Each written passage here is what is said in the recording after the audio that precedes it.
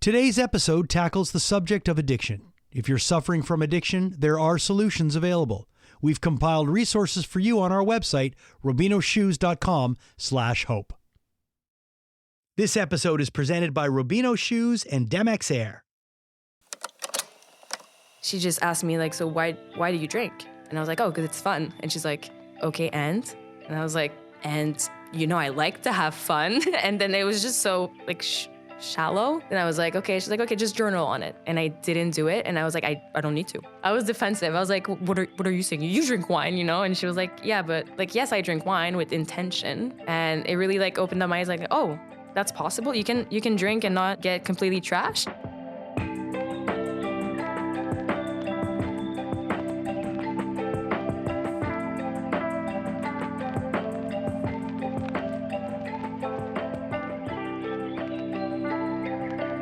I'm so happy to be back on this podcast, Grain of Hope, in English. Yeah. And very happy to have my friend and co-host Jason Rockman today with us. Good to see you, man. It's good to be back. It feels like we haven't been here forever. Exactly. Coffee's still amazing, though.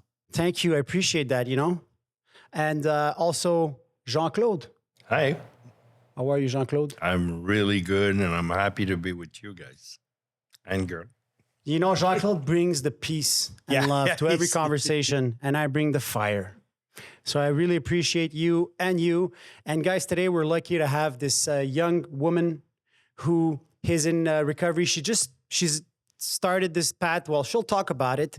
Her name is Emilie Em Cardinal. Thanks for coming by, Thanks for stopping by our studios. Well, thank you for having me. It's an honor to be here, and I'm just really glad that we connected. Yeah, listen, usually we like to start with a prayer of serenity, and we didn't do it today because everybody was so peaceful. And when did we ever start with a prayer of serenity? The French version we do it. Oh, do you? Yeah. Okay, because I've never done that. All right. Yeah. Off Okay. camera, but we always do it. Oh, I didn't know that. Right. So let's bring it back to Em. Can you tell us more about yourself? I know that you said you work as a paralegal. Yes. And you're 29. What more can you tell us about your wonderful life? My wonderful life. So yes, I'm a paralegal. I work in corporate law. I'm 29, like you said. I'm 8 months and a half sober and really close to 1 year, and I'm really excited. Thank you. I take cold baths from time to time. That's like a fun fact, every Saturday. So today was your cold bath? Yes, I'm going after this episode. So you've been sober for 8 months and a half. Yes. What's your addiction resume, if you want to share with us? Well, I started drinking, like, I guess most teenagers around like 16. And then I started drinking, like bringing vodka at school, which was something. And then it wasn't like getting out of hand then. But then I went to So CJEP. bringing alcohol to school wasn't getting out of hand? No. It was like, I wanted to be cool. I wanted to be cool. And I thought that was cool because, like, I was breaking the rules or whatever. And then I went to CJEP, and that was fine. Like, I wasn't drinking every day. I wasn't drinking or barely drinking. And then I went to university, and we had, like, those long breaks between classes, and there was a bar right next to the university. And then I had a spoken German class. I don't even know if that's the correct translation, but I found that if I drank before, it was the German just you were more fluent. I was fluent. My verb tenses were so good, and my teachers were like, "Oh my God, Emily, you really improved in the past week." And I'm like, "Danke," Danke. It's called liquid courage. It was. I really like needed that to pass my classes, which I didn't, obviously. Right. And then I started working in the restaurant industry for many years, and that I was behind the bar, and they were not like watching what we were drinking, so we could basically just make lemonade, and it was just gin and a bit of lemon juice. So when did you realize that it kind of became a problem? When I showed up drunk at work at a management position, and I fell asleep at work, and I lost my job. I was like, okay, maybe there's a little problem here. And then I tried to stop drinking, but I was doing it for other people. I wanted to prove to them that it wasn't a problem. I'm like, I can stop whenever I want. So I started doing meetings, but then it didn't really stick to me. So that was like 5 years ago, I think? Yeah, that was like 5 years ago. So you've been to what, an AA meeting? Or? Yeah, an AA meeting. You went straight from realizing you might have a problem to a meeting. You didn't go to treatment or no, I just went to a meeting counselor or something. Okay, yeah. Good. So, and I also had like a friend that was really open about sharing her experience. She's been sober for 10 years, and she was also working with me in the restaurant industry at this one particular restaurant. And she was like, "Oh, you might want to come to a meeting." And I was like, "I can do it on my own." And she's like, "Come to a meeting." And I was like, she's like, "Oh, I go to a great one in Outremont. Like it's rich people. They're amazing. You should Thursday come." night on La Joie. La Joie. Yeah, La Joie. Which moved to the Mile End now. Yeah. The one time I shared in that meeting in Outremont, I put a blazer because I thought people were going to judge me. And so you've been to your first AA meetings, and some people like Jason attend their first AA meeting, and then that's it. It plants the seed and they stop and they just follow the path of recovery. So, but for you, it was different. Yeah, I went, and since I didn't really want to be there, I kind of felt like I was doing it for other people. I wanted to prove someone else that I could do it. So when I went, it was just a reflection of how I felt inside. I was like, oh, everyone's like looking at me weird. Like they're all old. It's like, They what am I look like doing here? Jean-Claude, basically. They look like Jean-Claude. I was expecting that. Because he was from Outremont. Like he actually looks, you fit the profile. You fit the profile. I'm sorry. You fit the profile. Maybe we met there. No, I've never been to the Okay, meeting. okay, I you've know of that meeting. I send a lot of people there, but No, it's a good meeting. So yeah, I went there and I was like, I just felt like really closed off, and I didn't really receive. Like maybe it did plant a seed, but I was really resistant to it. Right. So I just didn't like it, but I kept going because that's what I was supposed to do. Like sometimes I would go to a meeting and then, go to the bar after and like talk to my bartender, because I had my bar that I used to go to. And I would go and be like, he's like, oh, what have you been up to? I'm like, I just came back from an AA meeting. He's like, oh, you still do those? And I was like, yeah, can I get a whiskey? So basically, a lot of people, when they come to AA for the first time or they go to a 12-step program, there's this whole concept of, well, if you're not convinced, maybe go out and try some controlled drinking. So some people will say that, like, if you come in, you still have questions, and it's written in our literature. It'll say, try some controlled drinking and see how you do. And I think sometimes when you do, like you had mentioned, the seed might have been planted. No matter what, when you go to a meeting for the first time, and if you've done a few meetings and if you're there for a bit, there's a seed that's planted. Now, you might not be watering it, but it's in there. And it instantly ruins your drinking because you kind of admit that you have a problem by walking through the door. So once you do that, you probably didn't know it, but back then you had destroyed your drinking at that point. You were never going to drink the same. And you probably didn't enjoy it the same way once you walked through a meeting. Am I right or wrong? Partially right. Okay. I did those meetings for like a few months to prove everyone that I could do it. Right. And then I went right back. I started dating this guy I was working with. So we're working together and then having after shift drinks. And then Les 5 à 7. Les 5 à 7, but it was more like from midnight to 5 a.m. Right. And then, I felt like it was the only way I could bond with people. And I was really craving connection. So that's like the way I was connecting. I mean, the environment is super important. And I'm also a lawyer. I don't practice anymore. And I understand like corporate law in the corporate world where it's normal and expected to have a drink because you work so hard. And it's such a stressful environment. Law is like super stressful, guys. Like court dates, this, that, delays. People are always stressed. So it's like expected for you to have a drink. And if you're not drinking, it's, why aren't you drinking? What's going on? Like am I wrong or? It's abnormal. Well, I'm really lucky. The firm I work at, most of them don't drink or barely drink. So really happy with that. But I hear from other people I know that are also in law, but it's just cocaine, it's alcohol, it's like their way to like wind off. Yeah, release the pressure because they're under so much pressure. So for you, it was just alcohol. For me, it was just alcohol. And then you were saying, you were saying that you were dating this guy. You guys were having a lot of fun. So I guess you were constantly relapsing.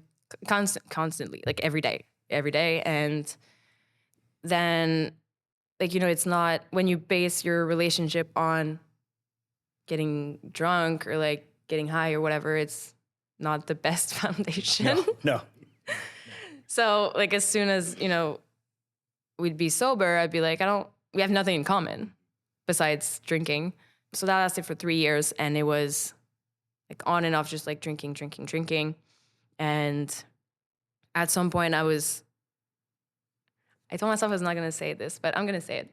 Like it got to a point where it was violent in like both ways, not just him, but also me, like in the ways I acted. And I was like, I don't want to be that person. I don't want to be aggressive. I don't want to be like losing my shit for, can I swear here? Of course. I don't want to be like losing my shit for like something super, that's not like nothing in the grand scheme of things, right? So I was like, I don't want to be this person, and I told him about it, and he was like, well, yeah, you clearly have a problem. And I was like, oh, okay. And then I wanted to stop drinking, but then he didn't stop, which I didn't expect him to, but it was just constantly around me. And then I would start noticing things that, or just allowing myself to see that we weren't obviously like a good fit. But I don't think this could have happened if I just kept on drinking and using that as an excuse not to see, or like to, what's it called? Willful, aveuglement volontaire? Willful blindness? I get it. Like l'aveuglement volontaire is you basically don't want to see. L'autruche, you put your head in the sand. Exactly. And you basically don't want to see the problem. And usually we as an addict, you surround yourself with people that have a common problem or that are actually probably doing worse. So it makes you feel better about yourself. And once you stop, or you're trying to stop, you realize that you have to change your entourage. Yeah. And I saw a video you've made on Instagram, and that's why I contacted you, because it was such a great, simple exercise that you were teaching people. You were saying something along the lines of, what are the 5 people you spend the most time with? I don't know if you want to share this. Yeah, it's basically super easy. It could be, it's just making a list of the 5 people you spend the most time with, in order of, you know, the first one being the one you spend the most time with, and the last one being the one you spend the least time with. It could be, it's not even being in person, but it could be the content you consume. It could be if you attend school or like online or whatever. But it's, so doing the list of those 5 people and, you know, writing next to those names. I feel like it's important that it's on paper and it's not just in your head. So really writing it down. So you put next to their name, I think, one quality or one... Exactly. It's one thing you admire about them, or you aspire to be like them, and one thing that you do not want to be like them, if that makes sense. And I did this myself, and I did my list, and I was like, oh, this person, I could not, like, I was racking my brains, and I could not find one thing I wanted to be like this person that I was spending like 3 or 4 days a week with. And I was like, what am I doing here? Do I want to be like this person? Like, what am I looking for here? And it was, and like you mentioned, it was me feeling better because I was not as bad as them, if that makes sense. Exactly, like, and it's not, I'm not putting myself like on a pedestal or like thinking that I'm better than someone else, but I was just like, oh, okay, like, oh, I'm good. Like, I don't have a problem. It enabled your drinking because you say, if I haven't reached that point, I can still keep going. Mm-hmm. You know? So yeah. I think it's interesting the thing you say about putting it on paper. That's one of the things, you know, that we say in Alcoholics Anonymous. Like when we do our written steps, we get to like a 4th and a 5th. Like our 4th step, we write things. We have columns. You know, we write down, And then when we get to, you know, we take our resentment list and then we have to go make amends. But the one thing I've always said to people I sponsor, and that was said to me, is like, when it's all up in here, it's really confusing. But when you put it on paper, it's clear. And that's what I always, you know, make a list, like a grocery list. Oh, what do we need? Well, let me make a list. My wife will say, can you pass by and get groceries? I'm like, okay, but can you text me the list? Because if she texts me the list, I can look at it. If she tells me it, I'm going to forget it.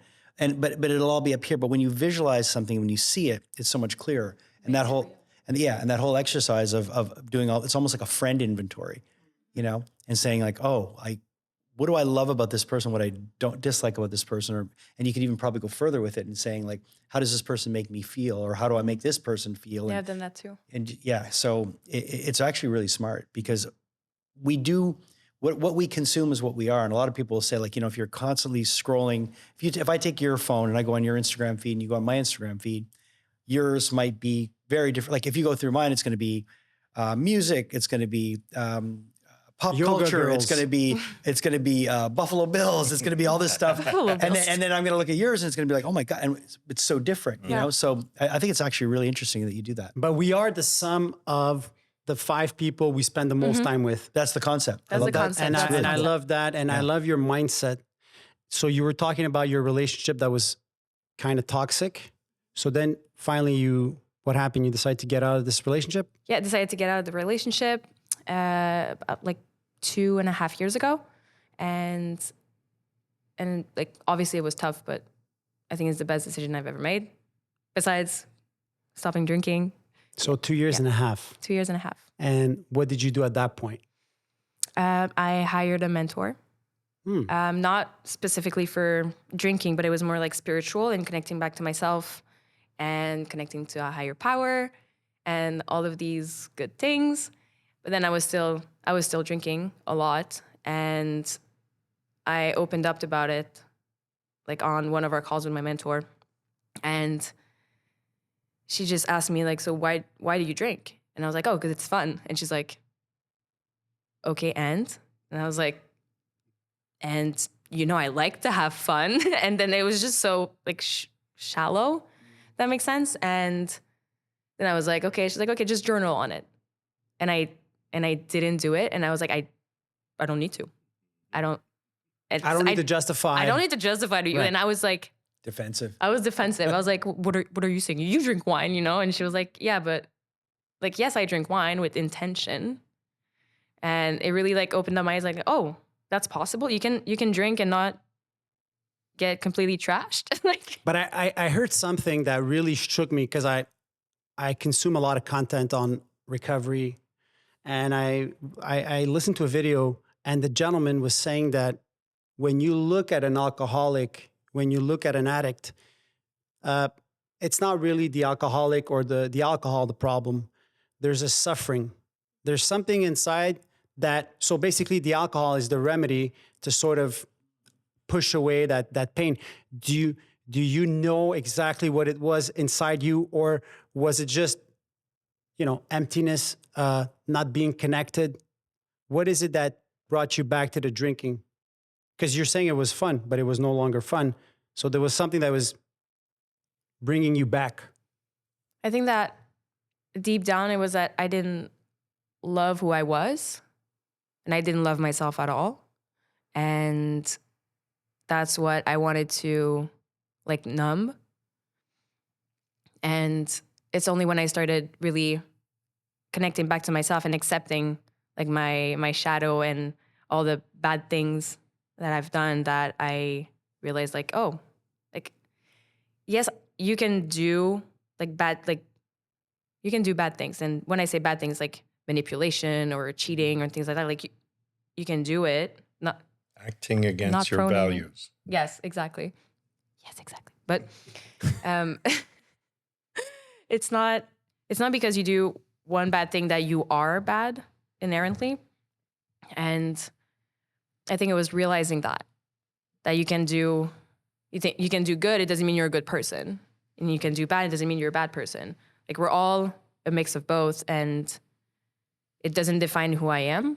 So it was to connect back to that, and then to see that it's okay to have done mistakes accepting my past, accepting what I've done, and then moving forward with that new learning and how we can do better in the future. I'd like to share something because I did a program, a retreat, and I did my 12 steps so I've been in recovery for 5 years and a half, and I had never completed the step work.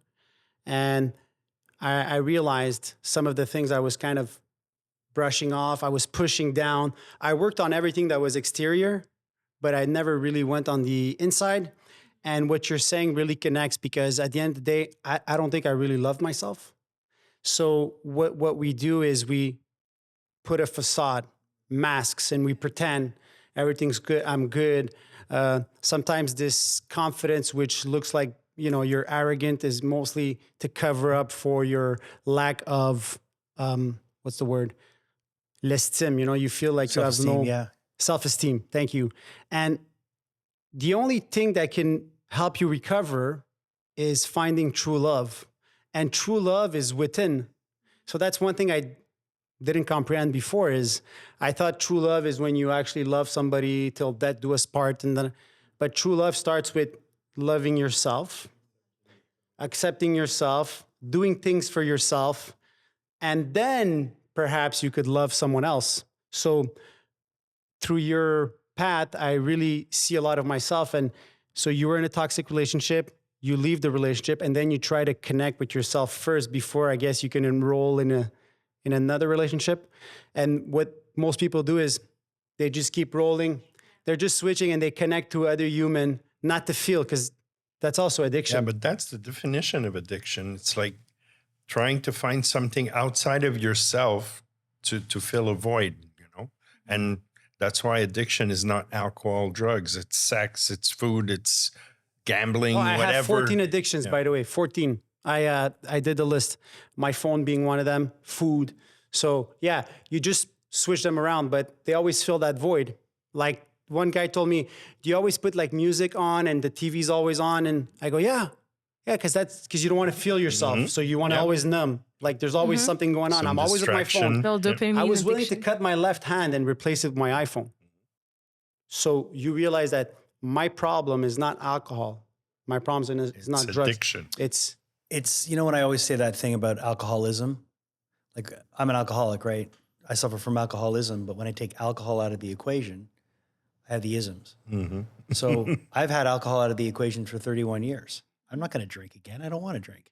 But I can tell you there's a lot of things that make me want to drink. And, my alcoholism isn't the drinking, it's me. And so everything, what Angelo is saying, like we all have that in us, and it's always we're just looking to medicate, we're looking to mask, we're looking to cover, we're looking to stuff those feelings down. And until you actually take that time to actually look at yourself and say, all right, what do I need to do? What do I need to change? What do I need to deal with? And when you do that, it's incredible. But sometimes it takes time. It takes a lot of self-reflection, and it takes a lot of courage, because it's. But what we're saying is you could do that through the steps. You could do that so many ways. But she did it. Yeah. Like you got a mentor that was sort of a self-reflection. It's like a mirror. Yeah. And so the way you did it is fantastic. So you had no choice to look at yourself and observe. And you spoke about spirituality, which is essential. It's quintessential. Like to find love, you need to be connected to, you called it higher powered. I might call it God. You might call it the universe. So what's your relationship with that spirituality like today? I haven't thought about it. I just kind of feel it. It's really connecting back to my body. So I meditate every day to really connect back to the present moment and connect back to my body, because this is really all we have.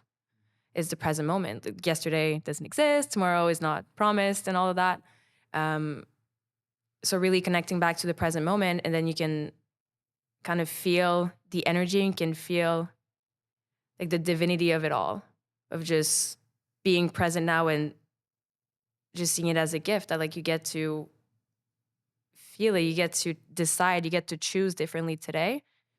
So I wouldn't necessarily, like, it's not the description of a relationship, but I think it's a relationship with myself. And then since we're all creations of God, I'm a creation of God, you are. you are connected to God just by existing. So that's the relationship, is just existing and taking the time in silence to connect to yourself and connect to your body, and you're connected to God. And it's rare to have a young lady that is willing to speak about it, because today it's super taboo. Like, people are going to say this person's like weird, or where that's what we need. We need a little more spirituality, a little more time to observe, a little more time to slow the pace. Because if you just go every day, like I used to do, like a maniac, then your behaviors, they kick right back in. Although you might not have a drink, but you're the same way you were.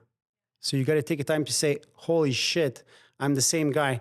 So what I do every night is a 10-step. Well, not every night. And I know, babe, you're going to call me out because I didn't do it last night, for example, because I got home at 12. But the 12th step is, what did I do wrong today? The 10th step, sorry. What did I do wrong today?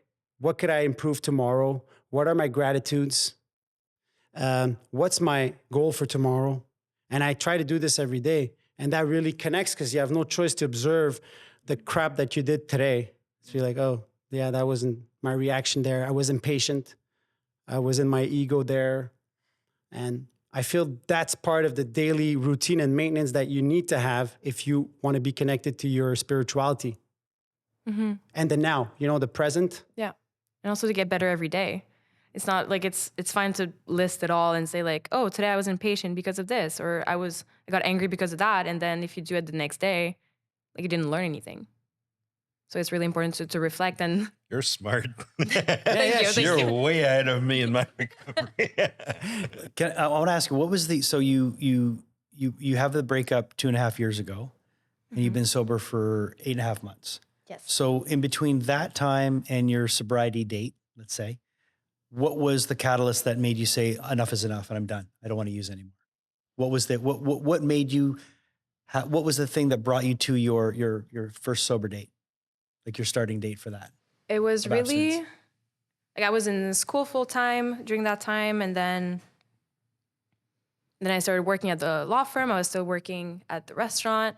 So I was like in two worlds.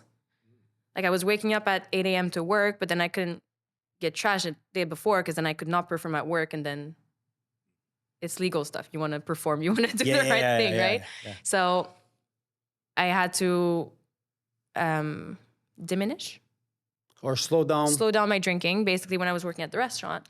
And at that time I was a manager. So I was the one in charge of like the alcohol, So that was tough, but like with a lot of willpower, maybe you can do it. But it was really like leaving the restaurant industry and then going full time at the law firm that really like flipped the switch. So I did not have unlimited access to alcohol.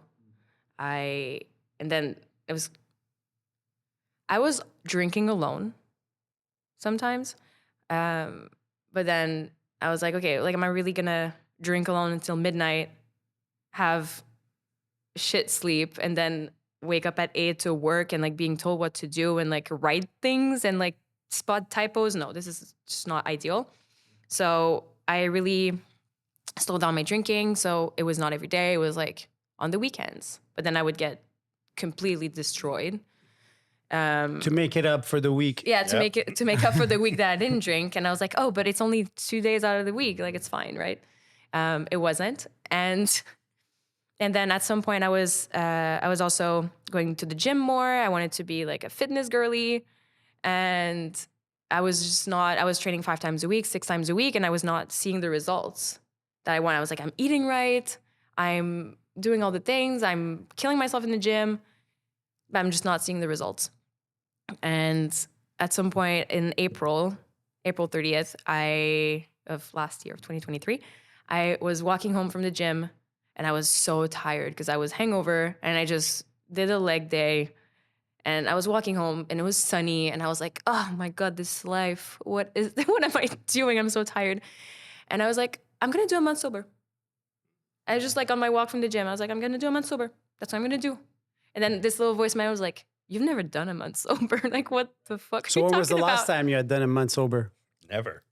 I can't. So I don't that even know. was- I was before I don't you know. started drinking. Before I that's started incredible drinking. because we're getting to February. February is the month, the sober month. Yeah, Well, that's what there's a everybody talks challenge. about.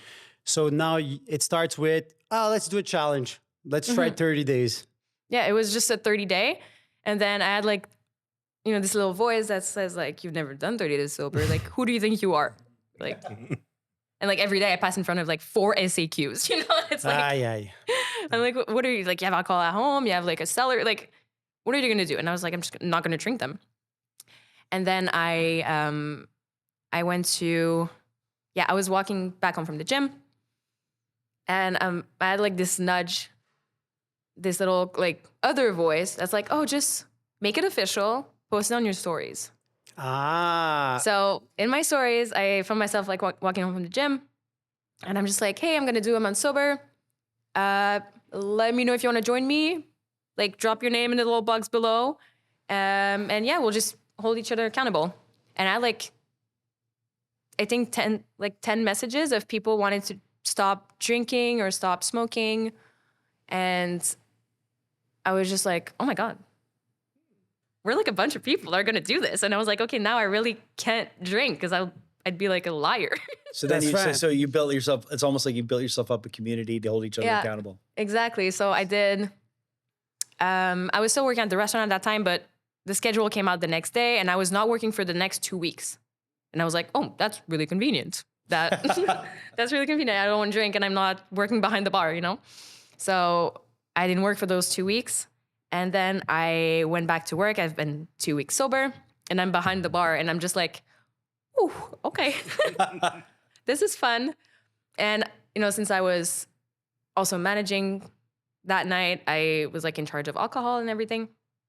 And the employees loved me because I was always starting to shift with a shot. It's like, okay, guys, team shot. And like, we would just like get around and like drink Jameson. It's like, okay, and it's going to be a good night, JB, come on. Jamie. Jameson, yeah. So yeah, that day they're just like, okay, so Where's our let's do, shot? where's the shot? And I'm like, oh yeah, sure. Like, I pour them shots, but I don't pour myself one. And they're like, oh, you're not taking one? I'm like, oh no, I'm doing a month sober. And they just looked at me like, what? Why? And I say like, oh, just a little challenge, to myself. And they're like, okay. And then, they drink their shots. It's fine. And then during my shift, like I'm a bartender. So like clients, the customer, they offer you shots. Like, oh, have you tried this wine? I'm like, I haven't, but I heard it's really good. It has like those tasting notes and blah, blah. And then they take the bottle and they offer me a glass. They're like, oh, you said you haven't tried it.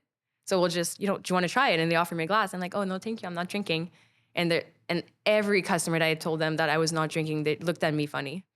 And they're just like, but it's only one glass. It's like, There is like, a pressure, okay. especially in your industry, like especially in the restaurant industry, there's always like a peer pressure of it's expected of to be drinking. It's and encouraged. Before, because I listened to you and you said you had a friend that was 10 years sober in that industry. And it's so cool to see that there's more and more people in the restaurant industry that are sober and they're out there. They say it, they speak about it. Because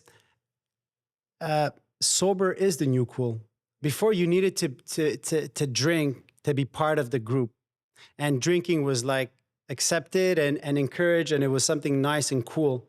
I feel like today it's not necessarily true. And I feel like when you tell people, oh, I'm sober, I don't drink alcohol, the reaction I get today when I tell this to people, it's always like, wow, good for you, amazing. Nobody says, oh, that's weird. I used to say 5 years and a half ago, I don't trust people that don't drink. Why? Like, I don't trust them. But it's sobriety's cool. And But it's still taboo, and that's why we're doing this podcast, because I realize a lot of, like, if they offer me a cigarette and I say no thank you, it usually ends the conversation. Mm-hmm. If they offer you a drink and you say no thank you, it starts a conversation. Sure. Yeah. that's true. Why? What's wrong? Are you sick? And that's why I encourage people to tell the truth. Mm-hmm. Because if you say, oh, I'm taking medication, then you have to explain what disease you have, to explain the medication. Of course. So me, I just say, no, thank you, not now. I don't feel like it. Well, you said to me something once, and I said, I think I said something like, oh, I can't Mm-hmm. And you said, no, you can. You choose not to. And that was one thing that you said, because I don't really listen to a lot of things you say. But that thing that he said that day, it really stayed with me, because I used to say, I can't drink. Yeah. But it's not true. I can grab a drink today. Like you can. I choose not to. And I accept the fact that I cannot, because I will have a reaction. And I'm not going to like that person. Yeah, it's also the process of spending my life saying I can't do this and I can't do that. Yeah, it just gives it power, you know? And the moment I say, okay, I can, but I choose not to, it gives me the feeling that I'm taking some power back. You know? Even though I'm not the only one in power, I'm like you, I trust life. We do trust life. And everything you're saying is like right on point. And so you start with this challenge, and then publicly you tell the people, so it's keeping you on track, right? That's like having an accountability partner. That's like having a sponsor, right? It's like having somebody that will hold you accountable for your actions. And I did that with starting a podcast. Like when I started the podcast, I was publicly in recovery. It was no longer an option, because hey, what's going to happen if I do have a drink? Then everything I've built is going to go, and this guy's fake. He's doing it for this. He's doing it for that. So sort of you got to practice what you preach, right? So you did it publicly. But then what happened when those 30 days finished? Did you get shit-faced? No. No. I was like, and I thought about it for like a quick second. Of course, because like, hey, I need a reward. I finished this. Yeah, I was like, okay, well, I proved to myself that I could do 30 days. I'm fine. And then I didn't drink. And it was surprisingly easy how I didn't want to drink.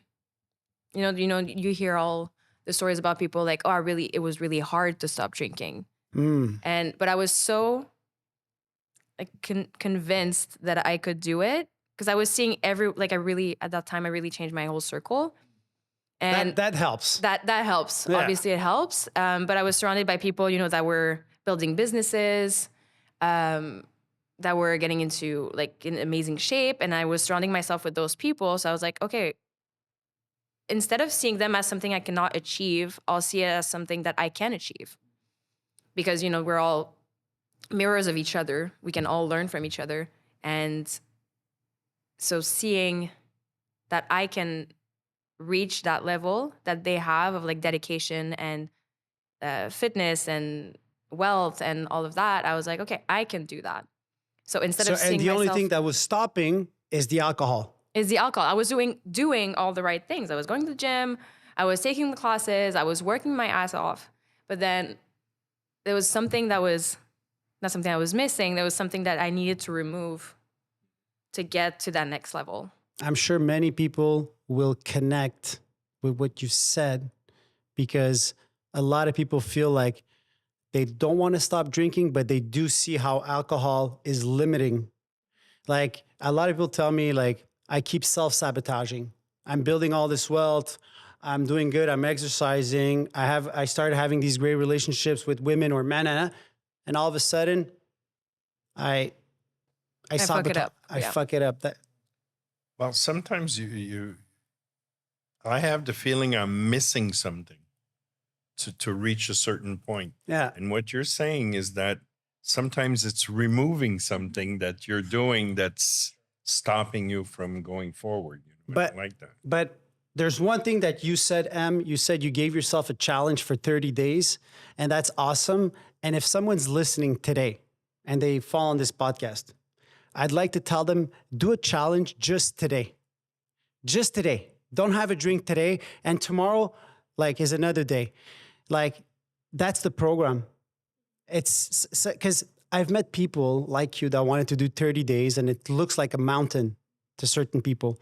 I met a guy that overdosed. He almost died. And he came to me and he said, I want to do 6 months sober. He almost died and he wanted to do 6 months. And I just told this guy, I said, why don't you start by today? Like, to me, looking down the line, I've been 5 years and a half and more. It looks like it's unachievable. It's impossible. It looks like it's Mount Everest. But just today, And then tomorrow I'll decide. And the first time I met my girlfriend, I told her I'm sober. This is it. I brought my big book, the first date. And I said, I'm sober today. Tomorrow, I don't know. And she was like, what the this guy's so weird. I was like, I really don't know what's going to happen tomorrow. You don't. And none of it is guaranteed. So like, give yourself a challenge today. But that's incredible. So you've been 8 months and a half. So what? You keep postponing that 30-day challenge, or like what? Yeah, I'm a procrastinator. You've done the 30-day challenge for 8.5 times now. 8.5 times. I'm an overachiever. I'm sorry. Now, so once you get past that and you get past the first 30 days, and then all of a sudden you're like, wow, I'm feeling good. And you have something to build off. You have like a foundation. You have something that you can start to build your sobriety house, if you will, on. Is there another place you want to take it in your head? Did you say, okay, I've done this challenge. I've got this, like now you're at a point where you've got 8.5 months. You're closing in on a year. You feel, we spoke before, you feel pretty confident about that. But again, nothing's guaranteed. Like tomorrow, one bad decision could derail all that. Is there a fear in you? Like that could happen? Or do you really truly still take it a day at a time? And do you have like any kind of a plan? Have you put yourself in a situation where you put certain assurances in place that you know that you could probably continue this path if you do these certain things?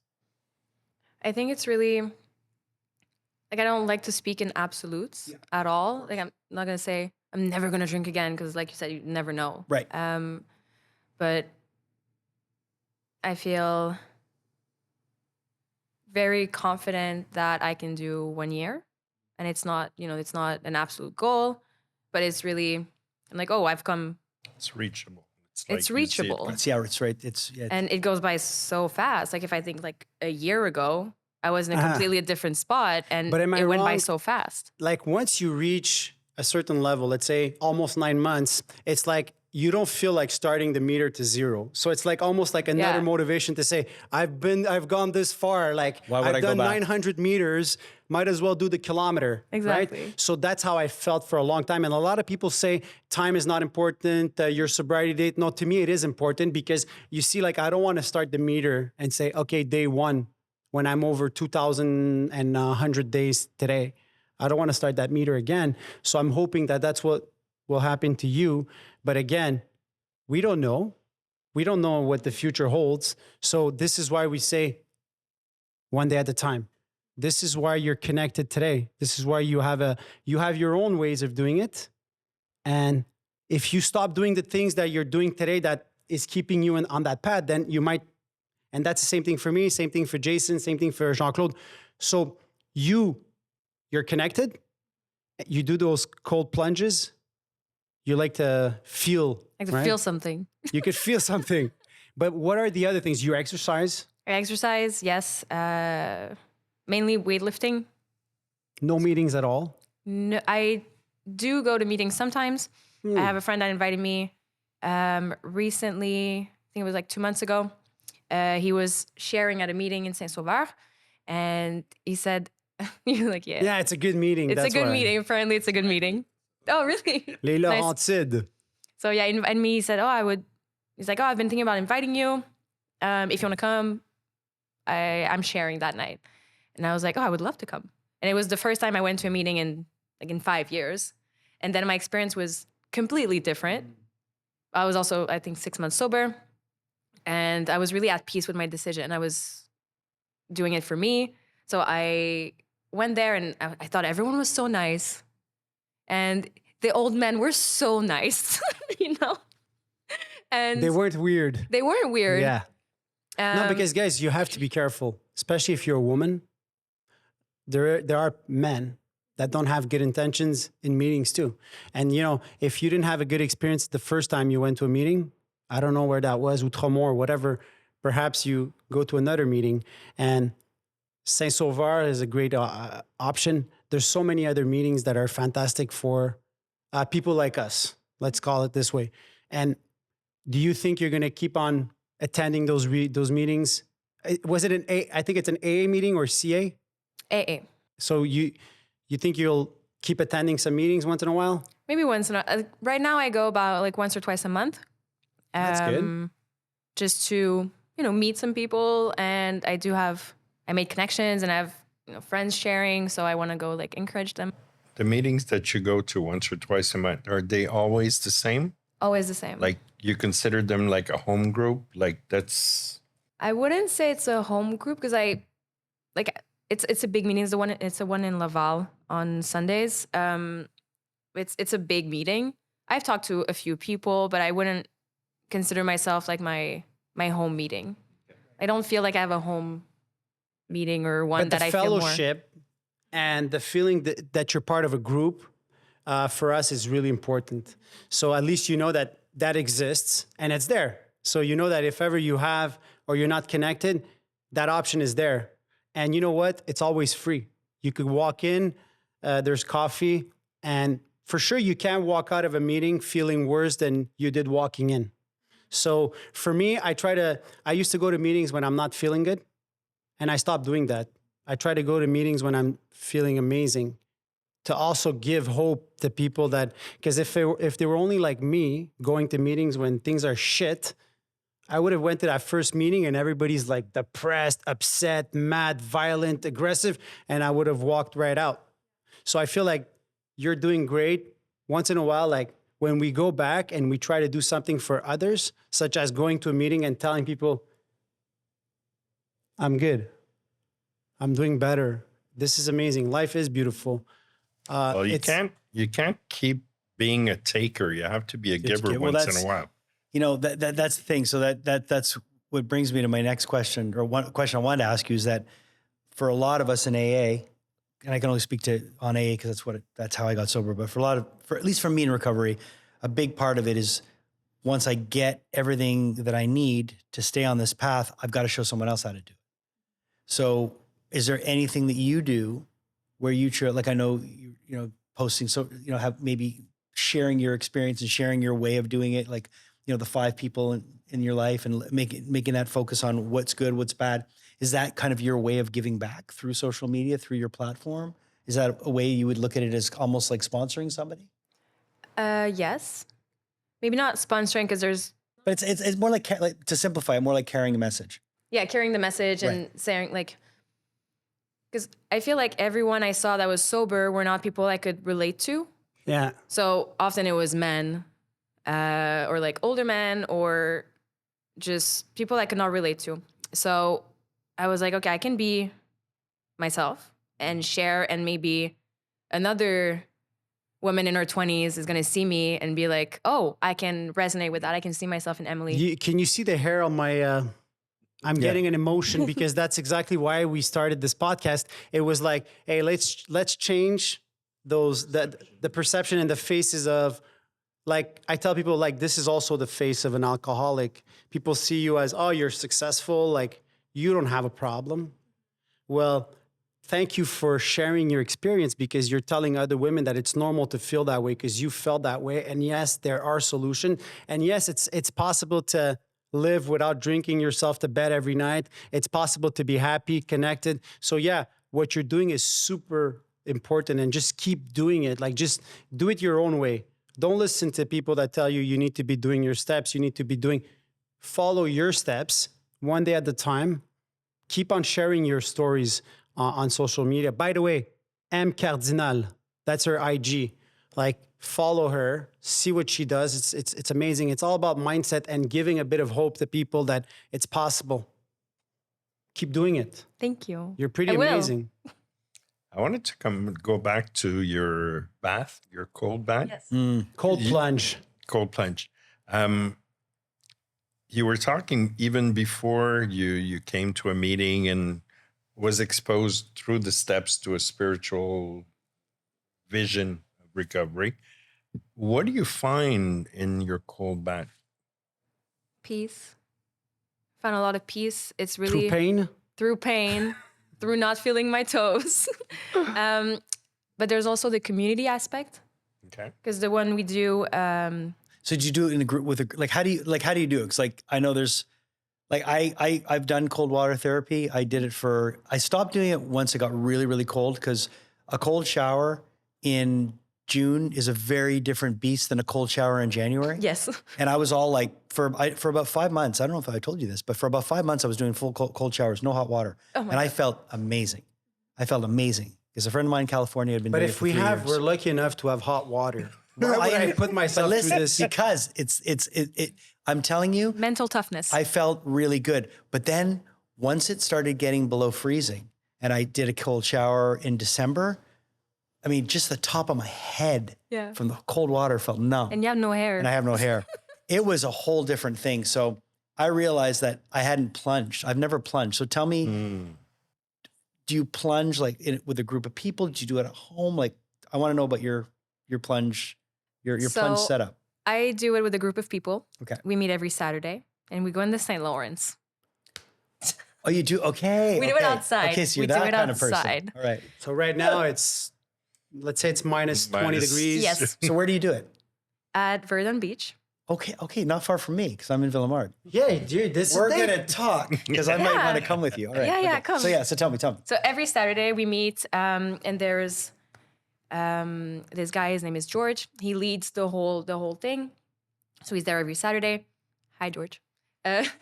And we do some breathing, some exercises, connect back to ourselves, connect back to the present moment, and then as a group we go in the river. So I'm just looking at you, and you're like, Guys, It's a I'm big just thinking about it. I'm getting massive shrinkage. Like, it's not my thing at all. the but shrinkage happens. yeah. I've heard. So, what is it? Because you spoke to me about breathing also, and Yes. it's sort of really important. Like, I've read a book about breathing, how important it is. So you do a lot of breathing therapy, or Yes, so I do breath work. So different breathing patterns that bring different sensation, different emotions. It can help with releasing trapped trauma from your body. So I do that. You can do really intense sessions for like an hour. That can really get you in all your feelings and so you'll like do crying breathe and for screaming. an hour. Well, Yes. it's another option Not type cold of therapy. meditation. Yeah, you do cold therapy for an hour else as well. No, Dude, are you no. kidding me? No. So you guys, when you're in, you're in. Back to the cold plunge. Yeah, you're in for what? You do 3 minutes? I just listen to my body. Okay. So sometimes I'll go in. Put your toe in. You're like, I'm out of here. No, but I usually aim for 2 minutes because Right. that's when you get like the most Yeah, benefits. yeah. That's what I was going to say. 'Cause usually it's between 2 and 3 minutes is the sweet Yeah. spot. But then your ego kicks in. You're like, okay, I did 3 minutes last week. I can do 3.5. But they say benefits past like really full benefit between 2 and 3 minutes. After that, it's just like you're trying to be. a Yeah, hero. you're just being But you a- really do because what I've read about it, and I've really I've looked a lot into this. There's the fight or flight that happens, and then your body, and as why it's attractive to all of us that are alcoholics and The addicts. endorphins. It's The a dopamine. Is the It's a dopamine that's released, Slaves on dope. right? The dopamine that's released is like equivalent a to rush. taking cocaine. So a lot of Yeah. addicts are really, like they're looking at this as like it's just a way to search, Stimulate the but to have a great feeling, Yeah, and it lasts for hours. That's- So the that's- dopamine, it lasts for I don't know how many hours, but Right. like I know when I finish the cold plunge and I finish shivering, Yeah. I'm just like on a little cloud for Sure. like hours after that. energized and you're Yeah. So you guys meet, like you guys all park. You go. You're dressed. We are dressed, You know, of and course, then she we does. undress. So do you go like fully just like straight up like you're going swimming, like bathing suit? Yeah, bathing suit. We obviously you can Are you looking bring. for a nudist beach? No, or- I just want to. Okay. I want to know. We're in completely. Verdun, If we're not I'm gonna cold go plunging, naked. the last thing I want to do is do it nude. Yeah, same for me. I mean, That's like, not happening. No, So- people wear their bathing suits. Yeah, no, good. so I mean, but I was wondering, like, will some people like do like a skin, like a wetsuit, Wetsuit right? or Like, 'cause No, just, no. just because it is the same, because the water. I mean, it's if you're talking St. Lawrence, It is cold. is it like temperature wise, the water's like 1 Celsius. 1 Celsius. Okay, So sometimes 0.8. I have my thermometer Right. that I bring, and just to be like, I went into do you ever have to 0.8. crack? Do you have to crack ice for it ever, or is it usually that you got to a spot where it's Right now, I think there's gonna be ice. right? Last week, last week there was ice, so we did the hole. So some people like bring like axes and like Yeah. saw, and you have to like dig a hole in the ice Yeah. No. to jump in. And then you're in, you're in, and then when you get out, is there a partner? Is there a buddy system where someone has a towel for you? You just literally everybody gets up and does their own towel thing. Does your own towel thing. If it's a first timer, we usually do like raise your hand if it's your first time. And then, if I see someone it's their first time and they're alone, like I go to them and say like, hey, I stay close to them and like, oh, do you need support through that? Because, you get in the water and people are just like start like panicking because it's the fight or flight. And they're like, they breathe like, but like, it's important to be like calm and to calm your mind and calm your breathing. And then you can stay much longer. And then when you go out, to guide them, like, okay, you dry your feet first, put on your socks, because obviously you don't want to lose your toes. Yeah. Like you dry your socks, you can help them. Like sometimes like today, I think it's going to be really hard just because of the wind. So when you go out, like you don't feel anything. You don't feel your toes, don't feel your hands. So, we do help other people to get dressed sometimes. I've had a coworker of mine come with me, was like, oh, you do it every Saturday, I'll come with you. And he came and he was like, I can't feel my toes. I was like, okay, I'll put on your socks. It's like, that's weird. Like, yeah. I'm like, it's not weird. Yeah. But how was he after? Was he just like, was he hooked? Did he go back or was that? He never came back. That would be me probably. Back. But you see, whatever we do for our wellness, well-being, I heard a statistic that there's about 4% of the population that does things for their well-being. 96% will go through life without ever taking time to breathe, meditate, cold plunge, pray, go to a meeting, stop take a time to observe. So the fact that you're taking these moments, self-care, to me, it's almost like doing a meeting, right? Because you're super connected. You cannot be more in the present moment. I mean, when you're like basically surviving in 1 degree water, you're like in the present, right? You're not I'm sure you're not thinking about what happened yesterday.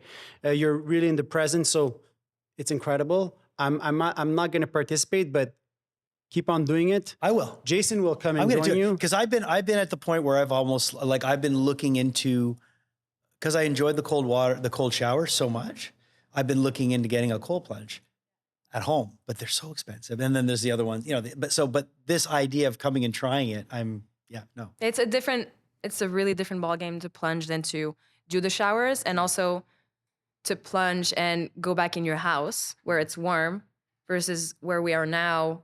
You get out of the water and you go back in your car that's not really warm. Yeah. So it's really more mental than it is physical. And I have 2 questions. The first one is that whenever I go in a pool, like I know that I can't start with my toes. I have to jump in all in once. Yeah. Is that what you do also, or you go like slowly? It depends. When it's frozen, when the river is frozen over, we go like all in the hole. But until it's frozen, we have to walk in, which is the worst thing. So it starts to be cold then, okay. Yeah. And then how deep do you go? Like, do you put your head in the water? Or? I don't, just because of the hair. Yeah. Okay. Do you wear a toque? I do wear a toque. Yeah, I saw you on.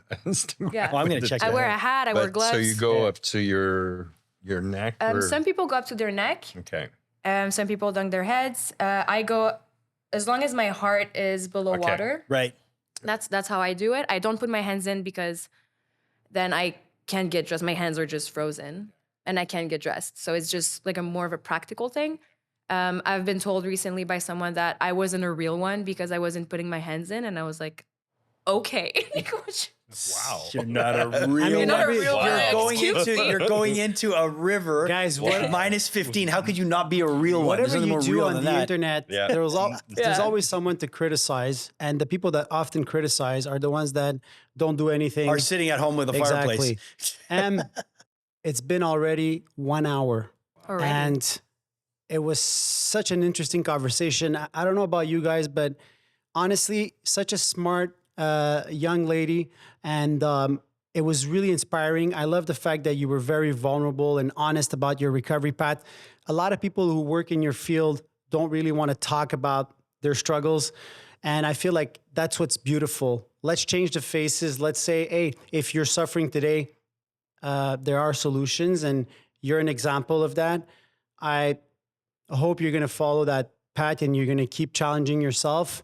I feel like for you to come in today and share on this podcast is also going to be another way of helping more people, but staying on that path because now Everyone knows now. Now everybody knows. Everyone Like knows. that's it. It's over.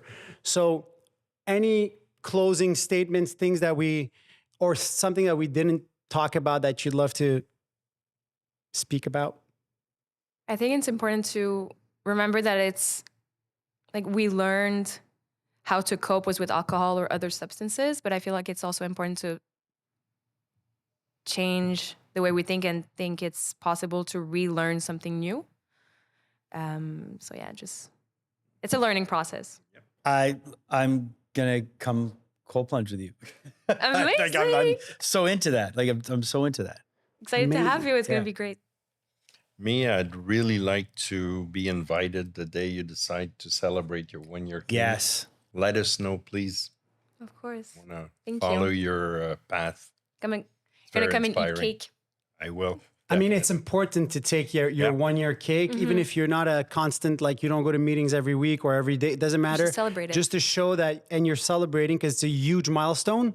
To me, it was I'll never forget my 1 year. I had a whole plan of things to say, and then I just broke down and I started crying, which had never happened to me. But I'll go with you, Jean-Claude, to her first cake. And it's also important to show others that it's possible. So thanks for sharing your recovery path, and it's your own path, and it's perfect the way it is. Closing statement, Jay. If you've enjoyed the podcast and you want to give back, the easiest way you can do it is pick up a bag of our Grain d'Espoir coffee available at rubinoshoes.com. All the money goes to help fight addiction. And the best part, it tastes awesome. It's a wrap.